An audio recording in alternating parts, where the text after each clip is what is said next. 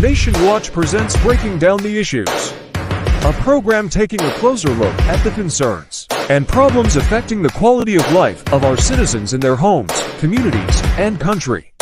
Now here is your host Shurwayne Holder, Member of Parliament, breaking down the issues.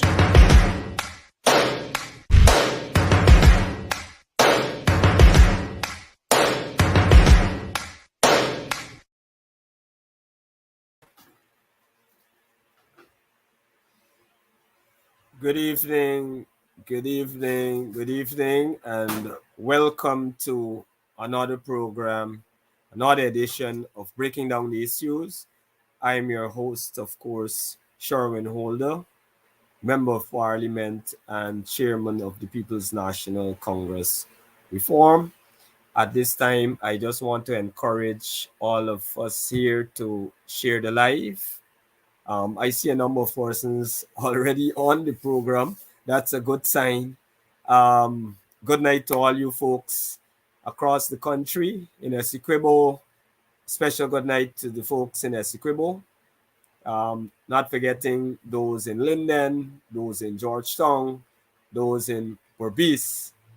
After our program last week, I got a number of calls. A number of persons would have tuned into this program, and we had good feedback. And so it's encouraging. It encourages us to continue with this program. And as you know, the aim of the program is to break down the issues so that everybody can understand what exactly is going on in the country, who's saying what. Specifically around the leader of the opposition, we want to focus there because he's the leader of our party, and of course we are opposition activists, opposition members of parliament, and so the program is aimed at giving our views. And so what better person to focus on than the leader of the opposition and our members of parliament. In this program, we also will focus on, from time to time, although we wouldn't make it our major focus, but we will disaggregate what the People's Progressive Party is saying, what they're saying at the party level, what they're saying at the government level, and specifically the Vice President. He does press conference, if you want to call it that, every week. And so we would look at that. If we find things, if we find untruths, we find certain slants to certain issues, then we will definitely deal with that on this program. So special good night to all the Guyanese supporters, even non-supporters, persons that are on the program tonight. I see a number of persons. Mohabir, good night to you, sir. Good night to Denny Samuels, Loretta Hines, and all the other folks there, Paulette Dean, Royston Campbell, which is somebody that is always here. Special good night to you. Please go ahead and share the live. We want to start in a minute or so. So I'm just taking this time to share the live. I want to share it as well. I'll share it to some WhatsApp groups. So if you have WhatsApp groups, in certain groups that you're in, or you share it on Facebook, you can also check for us on YouTube. We're also on YouTube, so you can also share it there. Let's go ahead and share the live. We have a few topics that we want to discuss, the trending topics, the things that are in the news now, the things that are trending now, the latest development. Those are the issues that we want to go down in depth with.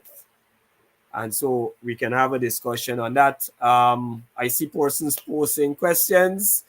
I encourage you to post any comments.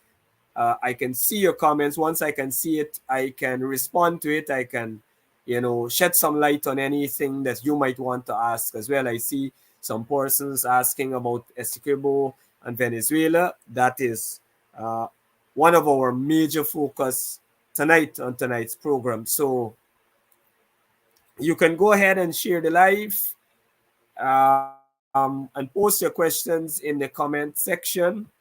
I see a number of persons here. Right, we're trying to get up to that magic number. Just bear with me. Sharon Anthony, good night again. I want to say a special good night to Miss Gwyneth Williams, a former nurse or still a nurse or a medical practitioner. Um, I want to say a special good night to you if you're on the live. I'm not seeing you here, but I want to say a special good night to you, Rashley Ford, uh, Susan London, number of persons. If I don't call your name, you know, good night to you as well. I can't name everybody. Roxanne Westfield. I see persons from in the diaspora as well. It is amazing how the diaspora has glued into what we have been saying from 2020 to now. Diaspora plays a very important role in supporting us in this fight, both locally and overseas. We want to say special thanks to those persons in New York, Brooklyn area. I have some relatives there as well. All those persons who have been taking the fight to this government and doing their activism there overseas. We appreciate you and we want to say thank you and to keep fighting for us as well. It would take all of us together as an opposition if we want to get government in 2025, if we want to remove the People's Progressive Party from office. It will take a unified opposition. And that means all of us are in this fight together. All of us have to come together to expose what is happening and to bring more support to the party. Some bring it in terms of finances. Some people bring it in terms of their activism on the ground. We appreciate whatever way you contribute. It goes, it sums up. And so we want to say a special thanks for that and to urge you to keep supporting our party, keep supporting our policies and taking our policies to the wider public. So just share the live. We'll start in about 10 seconds. I'm just trying to get everything in place at my end here. Now, tonight's topic, the most trending topic right now is the Venezuela situation. Last week, I would have dealt with the issue. I gave you a background to it. I gave you a brief history on the Guyana-Venezuela territorial controversy. We want to use the correct terms. A lot of people get carried away and say, well, it's a border issue. Good night from Barbados. I see somebody coming in from Barbados there. Good night, my sister. Some persons from New Jersey. We welcome you same way. Brooklyn in the house as well. I have a lot of family there. I've been to Brooklyn only last year. I'm hoping to go back there soon. Yes. And I gave you a synopsis or a brief history of the controversy. And we want to use, when discussing the issue, we want to use the correct terms. A lot of people, they put out there that it's a border issue, but it's not a border issue. There is no question of where Guyana border is. Since 1899, that border was settled. That was bona fide. And both parties accepted it in 1905, both Venezuela and Guyana, and even Brazil to some extent would have participated in settling where the border should be. And so, because Brazil is down in the south and the southwestern area, it borders that area with Latam Region 9, and they also share border with Venezuela. In fact, Venez, uh, Venezuela would have lost some territory to Brazil when that issue was settled back in 1899. But you don't see Venezuela posting any challenge to Brazil. And that is a point that we think the government should be making, and all of us should be making, and even at the ICJ, the International Court of Justice, making our case there. That is one of the key points that we should be making, because they seem to be acting as bullies. They can't bully Brazil because Brazil is a bigger, way bigger country, and is a way more powerful country in terms of their military, in terms of their economy. And so you don't see Venezuela bullying Brazil for the territory that would have been lost due to the 1899 settlement, the 1899 agreement. But you find that they're trying to bully Guyana, little Guyana. They want approximately 2/3 of our 83,000 square miles. A small country we are. We are very small economically. We are now on the rise, or we should be on the rise due to oil. We have a very small military, and not even enough manpower to man the border area. And so they're trying to take advantage of a very small neighboring country. Now, last week I would have laid out to you the position of the opposition, and that is, first and foremost, we are ready, we are prepared to support the government 100% on this issue, on this territorial controversy. Um, we, as an opposition, see ourselves as the government in waiting, and we expect that in 2 years' time, or whenever the elections are called, we expect to be in government. And so when we get in government, we expect the opposition to support us the same way. So what I'm trying to lay out to you is that this is a firm position that we are taking. There are persons out there who support the party, who think that, or who have been saying that, we should negotiate for certain things out there.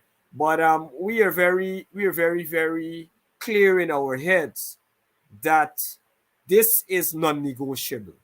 This is Guyana we're talking about. This is our country.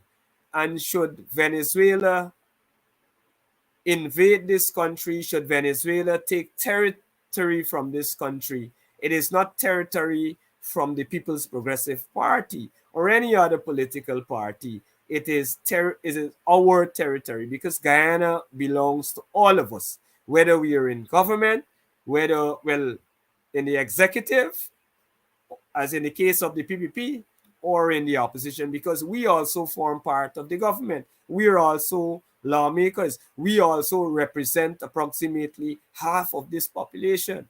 And so we think that we are the most patriotic political party. We think that we are the patriots in the room. And so we have to do the right thing, and that is to give 100% support to the government on this particular issue. Now, it doesn't say that we cannot criticize them. If we believe that certain things are not going right, we have a duty to criticize them and to expose them.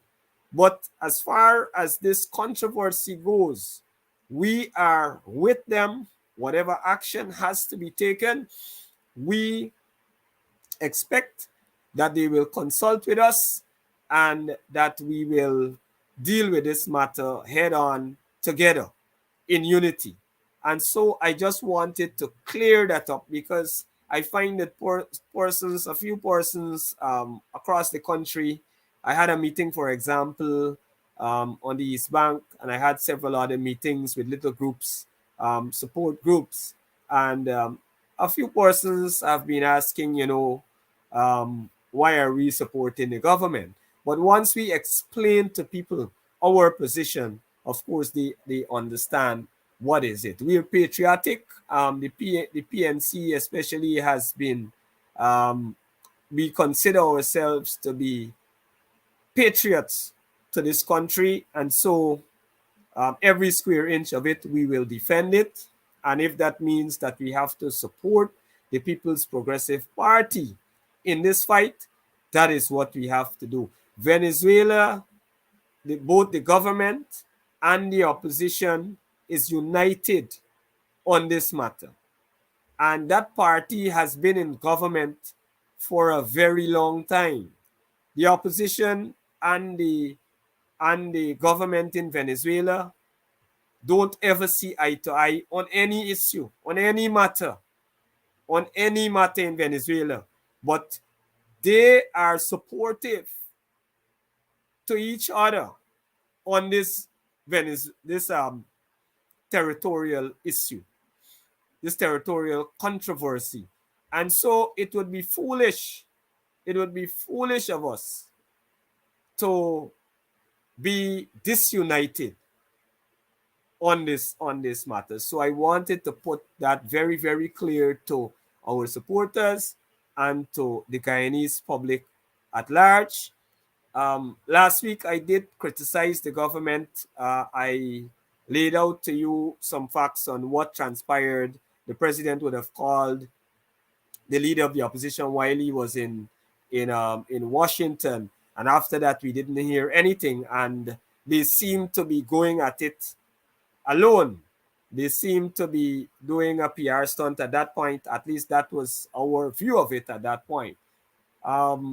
Fortunately, in the last few days, I believe it was Tuesday, the leader of the opposition was invited to meet with the president and his team.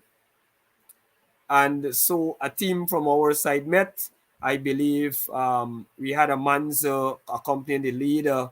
We had MP Tabitha Sarabo Hali. We had MP Gita Chandan Edmond. And we had a veteran in foreign affairs and a senior advisor to the leader of the opposition on foreign issues, foreign matters, Ronald Austin. He accompanied the leader of the opposition. And so that meeting rather was extremely fruitful. We put a number of things on the table. We discussed a number of areas where we thought that the government need to improve immediately if we are to fight this, if we are to succeed, if we are to fight this fight and be successful in the end. So we put a number of steps that the government should take, and I think those discussions were very fruitful. Our ideas were well received, and coming out from that, there was a joint statement from both the government and the opposition on the Venezuela issue. So those persons who would not have looked at that statement, I don't have a piece on it, a pic of it, or a copy of it at my hand reach at this time. But you can look at it. It's a joint statement from both sides. Both parties would have contributed, put their heads together and contributed to that statement. One of the things we thought, and we still believe, looking at it currently, today is October 29th. We met a number of days ago. Just now it will be a week. One of the things we highlighted was that we believe that there is no proper PR or inadequate PR on this matter. People need to know what is happening. People need to know what is going on. We must have a crazy PR campaign out there, a serious campaign, PR campaign out there. Meetings need to be conducted across the country, and we need to see both opposition and government on certain platforms dealing with this matter. All of Guyana has to be united on this matter. It's the only way we are going to be successful. It's the only way we are going to prevent Venezuela from achieving their objective. And so there needs to be a proper PR to deal with this thing out there. I'm seeing little statements. The president was in Essequibo on Friday night at the Essequibo night, and he said a few things. You're seeing certain things here and there, but you're not seeing that strong PR campaign. If we were in government, we know exactly what we had to do, and we said it to them. So while we're united on this issue, we still reserve the right to bring to the public's attention and to bring to their attention what we think is not going right. And PR, public relations, public education on the matter. We need to sensitize people on the history of this controversy, the history of our country, and let people understand, over a period of time, what would have happened, what steps we would have taken, what Venezuela would have done. I said last week, every time we have elections in this country, or we're gearing up for elections, or we seem disunited as a country, they make their move. In 1958, you had that president by the name of Perez, and he was preparing to invade Guyana, to take back territory. They would have taken from us in 1966, I believe, sometime October, a few months after we got independence. They would have seized the Ankoko Islands, that whole area.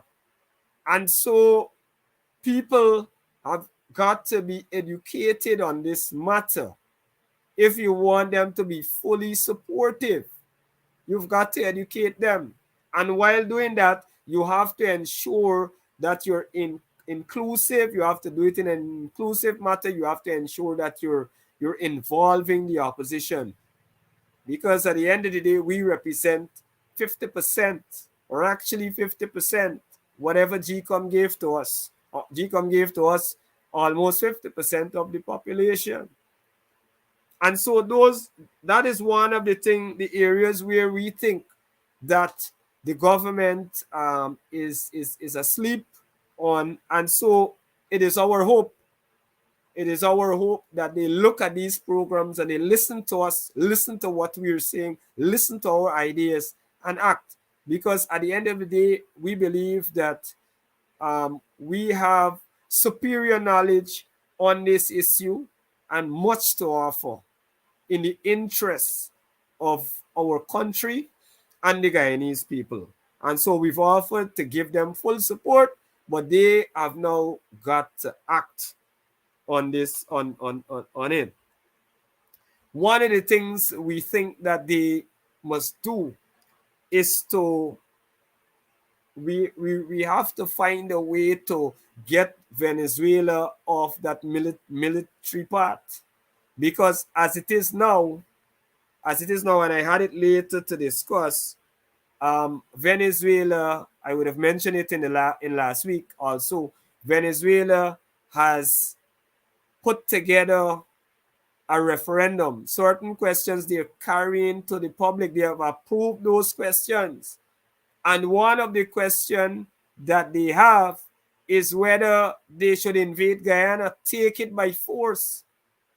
We cannot afford to have a physical confrontation, a military confrontation in this country. That is serious business. That is very, very alarming. It's very, very serious. And so the government has got to find a pathway to in which Venezuela removes the military option from the table. That can't be the solution. And so we expect that they are going to act in a way to convince Venezuela, by whatever means, to take that option off the table and remove to peaceful settlement through the International Court of Justice. One of the questions, another question in the referendum is whether they should withdraw from the ICJ proceedings. They said that the ICJ had no jurisdiction and a whole bunch of things. The ICJ recently found that they had jurisdiction. And so that case is moving on. And what is funding that case, as I said last week, and I want to remind folks, is the 18 million sign-in bonus that we got. That infamous 18 million that the PPP so often talks about, so often misleads people about. That is the same money because it's very, very expensive. It's very, very expensive. And so 15 million out of that 18 million is being used to pay for our court costs at the International Court of Justice. And so I just wanted to put that on the table. We would have also called for a special sitting of the National Assembly. I said last week the expectation is that after Irfan would have called the leader, we expect that you would have had a sit down, a meeting between the government and the opposition, and then you extend it to the parliament. You seek certain resolutions at the parliament, at the parliamentary level. The committees also at parliament were supposed to already be activated. Well, I think now the Foreign Affairs Committee would have met just a few days ago. But those things need to happen like yesterday. They need to happen like yesterday. And so we expect, I've seen a notice in my inbox. There is a proposed date for Parliament, but I don't believe that has been confirmed as yet. But we expect an extraordinary Parliament to deal specifically, to brief all MPs and brief the nation to deal specifically with this matter. And so our call has been bearing some fruit. Another thing that we put forward and we expect is that the government must now rally support from CARICOM, well, international support, generally, expressly. But more importantly, we have to rally support from CARICOM, of which we are a member, a key member, I should add. And so we want to garner that support, obtain that support from CARICOM and all our neighbors, our neighboring countries.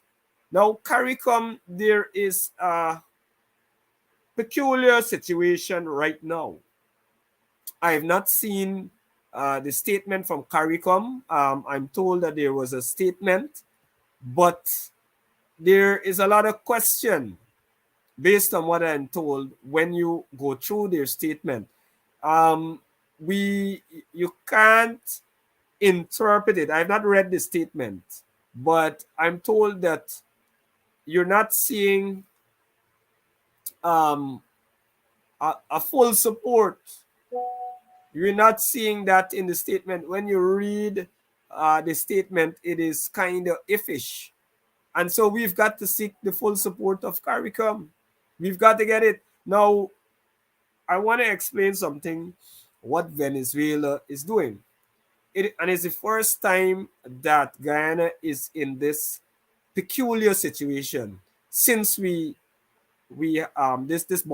this territorial issue came up hundreds of years ago. It is the first time that Venezuela is seeking out individual CARICOM countries. They are looking to tie up arrangements and agreements with Trinidad, for example. They're looking to tie up arrangements and agreements with St. Vincent, with Ralph Gonzalez and St. Vincent there.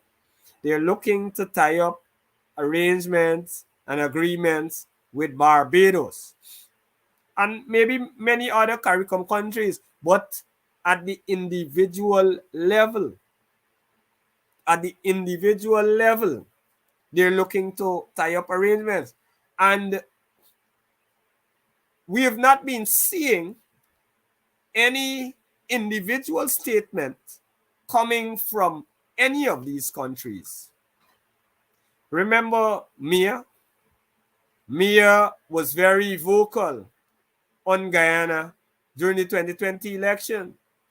Mia has now lost her voice. At least I have not seen anything coming from Mia out of Barbados. What's his name from St. Vincent? Ralph Gonzalez from St. Vincent, who was very vocal and who is mixed up with the People's Progressive Party. That is no secret. He has been close with the People's Progressive Party since in the 80s, I'm told. And they're in government, and he has not said a single word in our defense. They have not issued a statement. I didn't see Trinidad say anything as well. And so we've got to be very, very conscious as to what Venezuela is doing. And that is why it goes back to the public education, public relations. The government is really, really asleep at the wheel on this issue. People need to understand what is happening. Today I was explaining to some people who were inquiring about the situation. I was explaining to them because they were saying that they wish that Maduro lose the elections over there. But I said to them, and this is something that a lot of Guyanese don't know. The opposition in Venezuela might be even more brutal on this issue. They are more militarized. They, in our view, they will be more prepared to take military action. They will be more prepared to take military action. Operator, I saw a comment on Mia there. If you can just stick it on the screen. Mia was asking the UN to remove sanctions from Venezuela. So don't expect anything from her. Faye Joseph, thanks for that.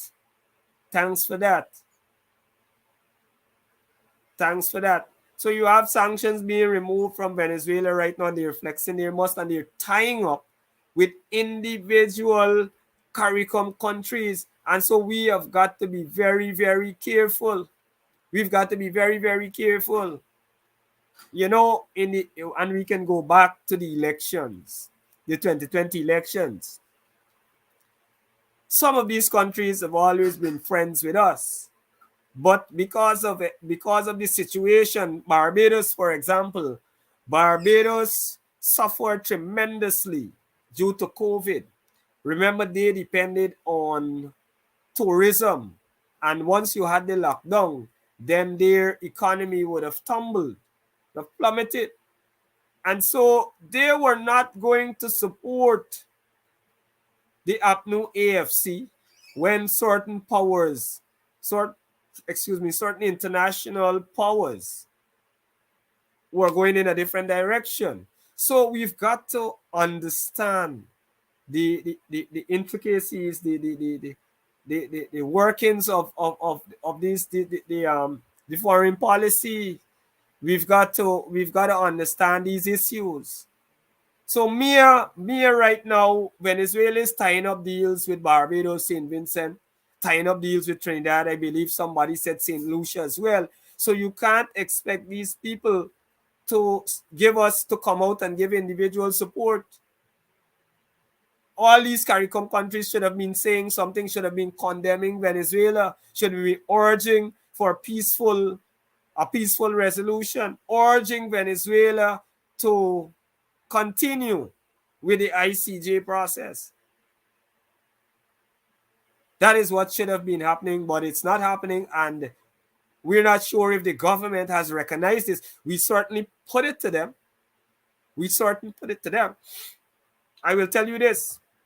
I think after that meeting, they understand that the opposition is very, very competent in the area of foreign policy. Very, very competent. Our leader is well versed in foreign policy. That is the area where he served the longest. While during the PNC time in office, those 28 years in office, during that time he was in the foreign service, so he understands foreign policy, and he has people around him that understand, has a great has a wealth of knowledge and experience in foreign policy.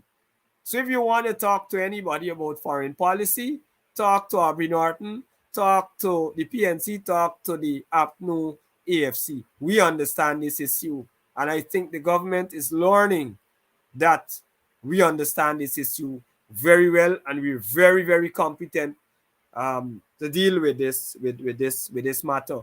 Another thing that we have to do, we have to rally our neighbors. We have to rally Brazil. We have to rally Suriname. We have to ensure that we have ambassadors appointed to these countries. I am told, I got a little note that we don't. And so we have to move immediately to appoint ambassadors to those countries to ensure that we rally support from them. Another thing that we put on the table is that we should be closing our borders. And that is very, very obvious. We should be closing our borders. You have a hostile neighbor threatening military action, and you have Venezuelans pouring into your country. Now, we have long said, we've made it very, very clear that we will support refugees. We have an obligation. We have an obligation under certain treaties that we are a part of, that we signed to, the UN human rights, etc. We have an obligation as a country, and we're prepared to honor that obligation. But at this particular time, we have to be controlling our borders. We have to know who exactly is coming through our borders. And we see Venezuelans pouring into the country. There seems to be an increase at this time rather than a decrease. We're seeing boatloads of Venezuelans touching down in the country, and then you don't hear anything about it after. You're not hearing a single word from the government. Jagdeo comes out on Thursdays and he says basically nothing. And that is why tonight I don't want to focus on him, because when I looked at his press conference last Thursday, it's not worth it. He said absolutely nothing that made sense. These are core issues, and you need to say to the nation, what the hell is going on? What is happening? Why can't we stem the flow of Venezuelans? And we've long said that there are moves to register some of them. They're trying to say no, that is not the case. But we know we would have blocked, and we continue to block Venezuelans trying to get on the voters list. And from you trying to get on the voters list, that means you already have a birth certificate. You're already Guyanese, or you're already claiming to be Guyanese. And so we understand that issue. We understand what is happening. Now, that certainly is backfiring. If that is what they're trying to do, it's certainly It's not helping the situation.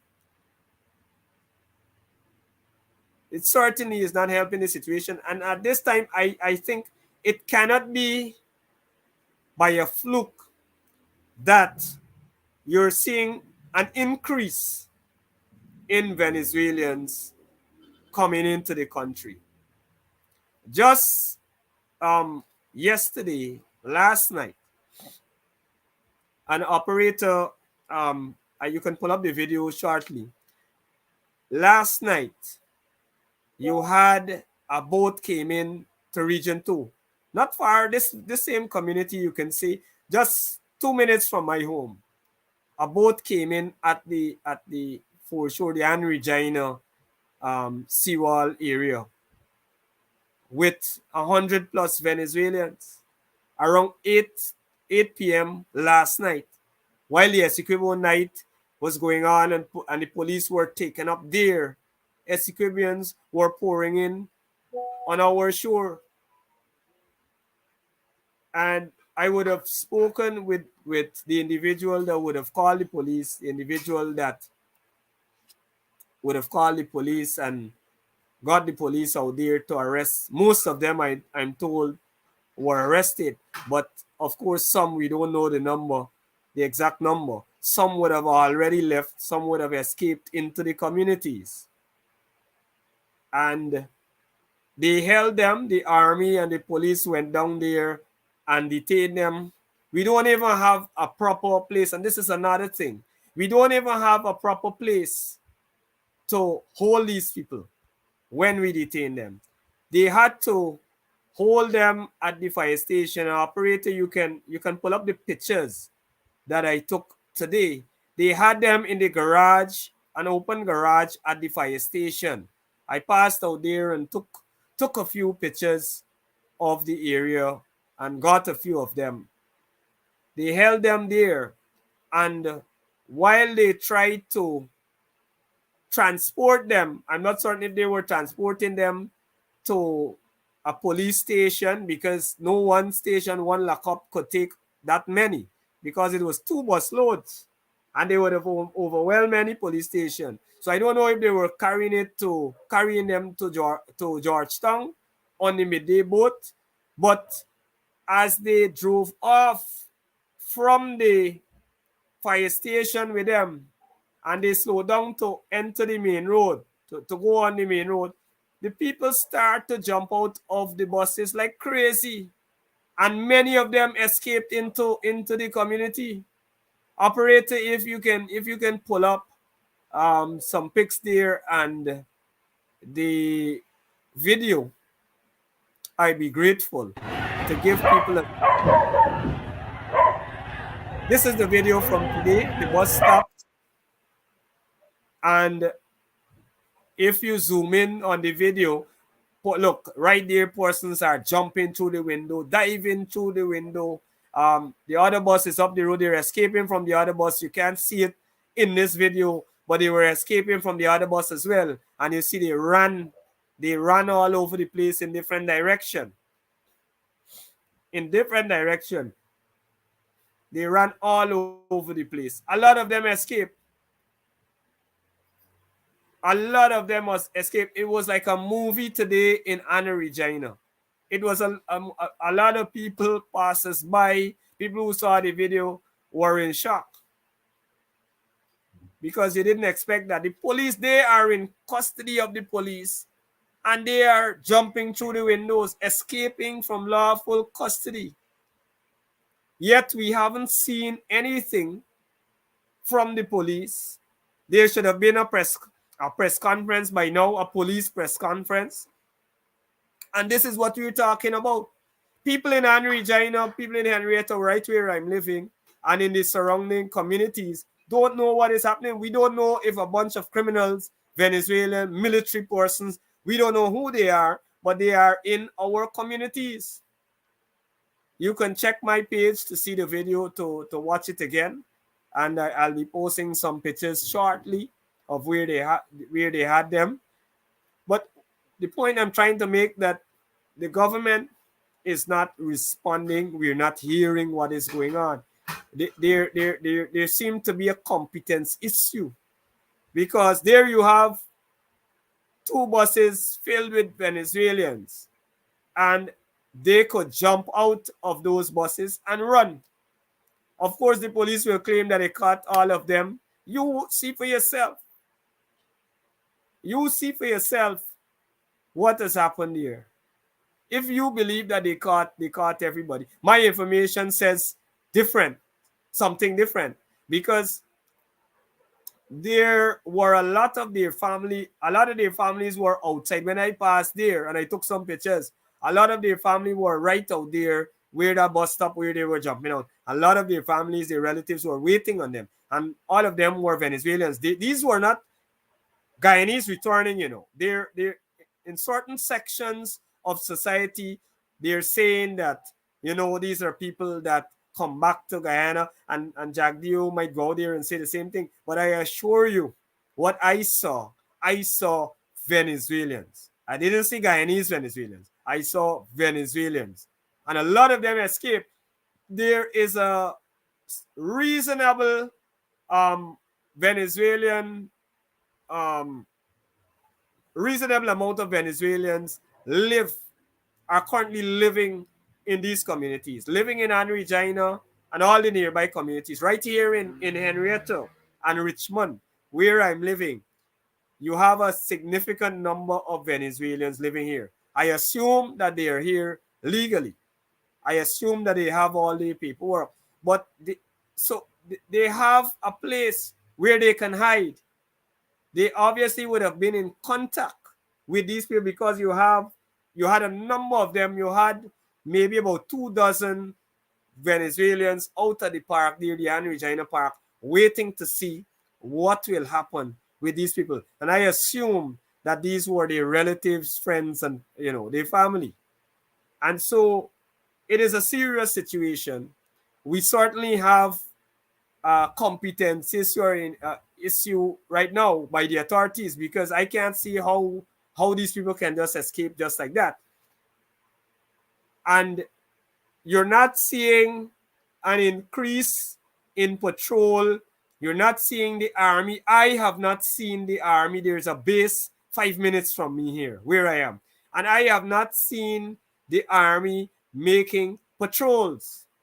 I've not seen that. They're supposed to be patrolling. They're supposed to be looking at the seawalls for sure. All these what you call them, special branch police. All these special branch police that they have in all these communities, they're just there to do political work. As far as I'm concerned, they're gathering information on the opposition and reporting, rather than you have them reporting on these issues. That is what is happening. So there is a clear competence issue. If we were in government, we would have been utilizing all these people. If you look at the 2021 budget, I believe they introduced a huge sum for regional police, and where it's actually a joint service body, and they introduced a huge sum at the parliamentary level. Now, we will be asking in Parliament where those sums are going, and how is this regional force dealing with this matter? What role they are playing? What role they are playing? We have to ask those questions at the parliamentary level, and we deserve answers to them. Nothing seems to be happening. We know what we would have done if we were in government. And when we get government, we understand how we will deal with this issue. And don't get me wrong, for those who would have joined a little late, we are united as an opposition with the government on this matter, in terms of giving them full support in fighting this issue. But we can't sit back and not highlight what is happening. If we believe that they're lacking in certain areas, they're asleep, then we have to call them out. We have to let the public know, and we have to put pressure on them to get it right, because this is all of us. We're all Guyanese, and this is our country. And so we expect to see patrols. We expect a reactivation of this border security group. All these things we expect to be done. We expect to hear from the president that these are the steps we're taking. Any competent government, that is what they would have been doing. That is what they should have been doing. But we want to see that. We don't want division on this issue. But we've got to get it right. We've got to get it right. We're running out of time. I actually took, it's 51 minutes. We started a little late, but I want to touch on one or two issues very quickly. We'll continue next week. And even on my Facebook page, I will continue to update the public as to what is happening and what is our party's position on these issues. But I want to move forward to the Exxon issue that is trending again, once again trending. You know, these two issues are trending. The Venezuela issue and the Exxon $214 million issue. And so the latest development on this issue is, as just as we would have said, the coordinator, Mr. Gosai, Bobby Gosai, who we saw as the fall guy in this matter, and who Exxon confirmed was caught up, as they describe it, in the middle of this issue. He was given a basic slap on the wrist. He lost, as the papers put it, and I think Jagdeo said it at the last press conference, he lost 2 weeks' pay. He lost 2 weeks' pay. So you have a guy who you allege, a government worker, that you allege illegally negotiated with a foreign company $214 million. And he took it upon himself. The minister wasn't involved. Jagdeo wasn't involved. Nobody was involved except him. And him alone. And he reduced it. He worked with Exxon. Although he hadn't the authority, nobody instructed him. And he worked on this, and he reduced $214 million to $3 million. And then when the opposition and the newspaper break the news, you turn back and say, well, you know, this guy is responsible, and you take away 2 weeks' pay from him. You know, this government is underestimating the population. They're underestimating the intelligence, or they're insulting the intelligence of the population. 2 weeks' pay? Are they serious? $214 million reduced to 11 million and then 3 million. And all you can do is to take away a 2 week pay from this fellow. It doesn't add up. And that is why we've always said as an opposition that this is the fall guy. We don't believe that it was his fault, but he's the fall guy, because the product sharing agreement, or the PSA with Exxon, says that the minister, it gives the minister the power, not Gosai, not a coordinator, not even the PS of the ministry has the power. It is the minister who is responsible. And in this case, I would go beyond Vikram Bharat. I would say Bharat Jagdeo is the person who is responsible, and that is why we call for his removal as a minister. Now, The 214 million, they're saying, other than Gosai being slapped on the wrist, given this slap on the wrist, this minimal um, disciplinary action being taken against him. The 200 we know, this is a fact that we know.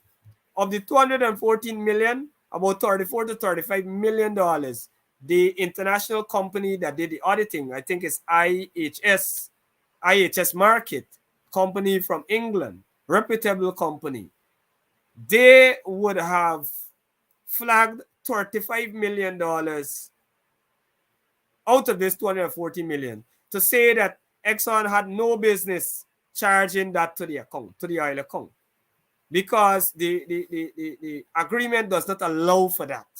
They can't access that money. They can't spend, let's say they wanted to buy this pen, but the PSA doesn't mention pen, or it says that you can't buy pen with it. Then anytime we see pen in the bills, we flag it. And that is what would have transpired there. That is what. So there is no way that it could have been reduced. No possibility, according to the auditors, that it could go down to 11 million, much less to $3 million. At least the first $35 million had to stand. It had to stand. And so for you to come back now and use your fall guy and to make him the scapegoat, to take away 2 weeks pay, I don't know what he works for. Maybe he works for 300,000, I don't know. But to take away 2 weeks pay from him, it's laughable. It is laughable. And we will have to deal with them on this matter.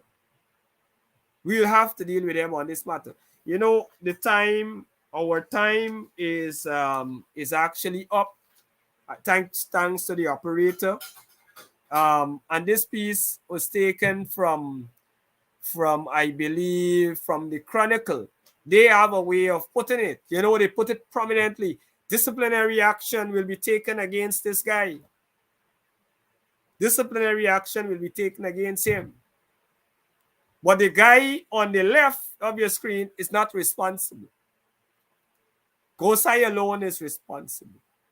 And you take away a little bit of cash for him and that and say don't do it again, and that's it.